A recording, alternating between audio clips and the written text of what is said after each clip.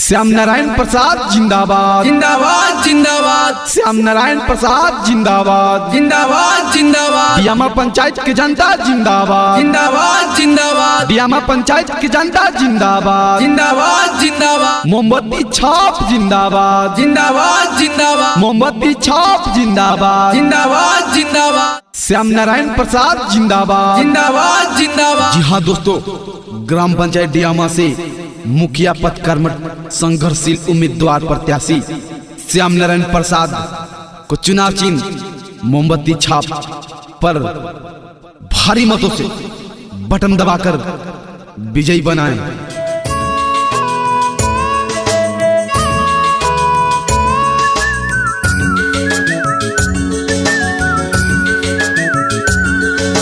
श्याम नारायण प्रसाद आपका मिलनसार कर्मठ संघर्षशील उम्मीदवार कर्मठ जुझारू नेता जिनका चुनाव चिन्ह है मोमबत्ती छाप पर बटन दबाकर भारी मतों से विजयी बनाए, भारी मतों से विजयी बनाए।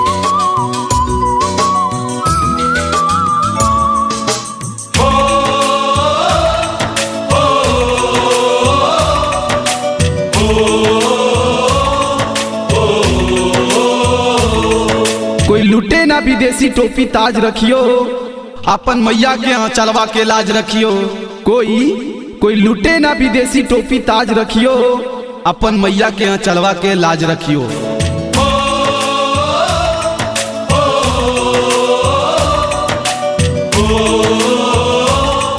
कोई नोटों के सहारे बैठा है तो कोई वोटों के सहारे बैठा है।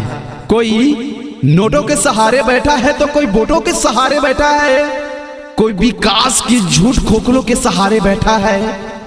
कोई जाकर कह दो उनके चुनाव वही जीतेगा, कोई जाकर कह दो चुनाव वही जीतेगा जो जनता को हिलाओ हौसलों के सहारे बैठे हैं, हौसलों को सहारे बैठे हैं।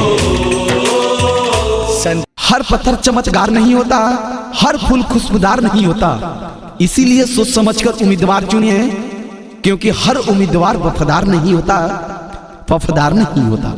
विकास का दीप जलाएंगे, प्रगति की ओर ले जाएंगे। विकास का दीप जलाएंगे, प्रगति की ओर ले जाएंगे।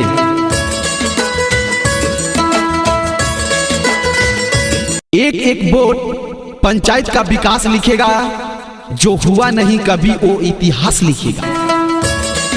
एक एक वोट पंचायत का विकास लिखेगा, जो हुआ नहीं कभी वो इतिहास लिखेगा। श्याम नारायण प्रसाद जिंदाबाद जिंदाबाद जिंदाबाद। श्याम नारायण प्रसाद जिंदाबाद जिंदाबाद जिंदाबाद। डियामा पंचायत की जनता जिंदाबाद जिंदाबाद जिंदाबाद। डियामा पंचायत की जनता जिंदाबाद जिंदाबाद जिंदाबाद। मोमबत्ती छाप जिंदाबाद जिंदाबाद जिंदाबाद। मोमबत्ती छाप जिंदाबाद जिंदाबाद जिंदाबाद। श्याम नारायण प्रसाद जिंदाबाद जिंदाबाद जिंदाबाद।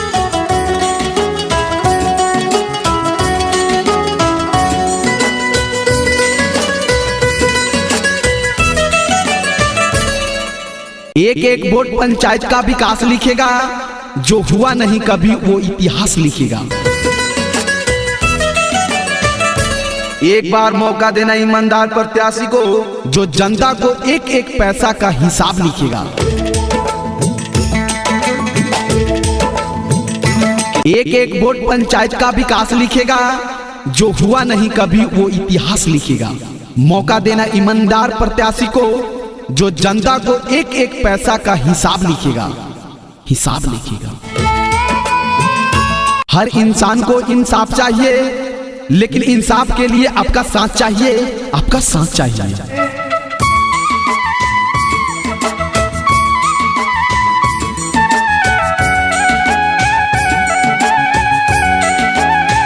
देशभक्तों से ही देश की शान है यारो, हम उस देश के वासी हैं जिस देश का हिंदुस्तान नाम है यारो, नाम है यारो।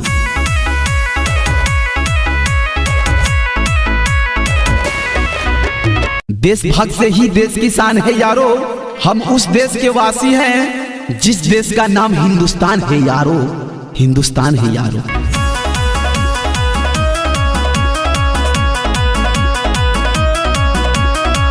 देशभक्तों से ही देश की शान है यारो, देशभक्तों से ही देश की शान है यारो। हम उस देश की वासी हैं जिस देश का नाम हिंदुस्तान है यारो, हिंदुस्तान है यारो। वतन के सर जमी को हमें दर्पण बनाना है, नीम के शाखाओं को हमें चंदन बनाना है। जल्दी निकलो मंदिर और मस्जिद के झगड़े से, जल्दी निकलो मंदिर और मस्जिद के झगड़ों से, क्योंकि हमें ग्राम पंचायत राज डियामा को रोशन बनाना है, रोशन बनाना है।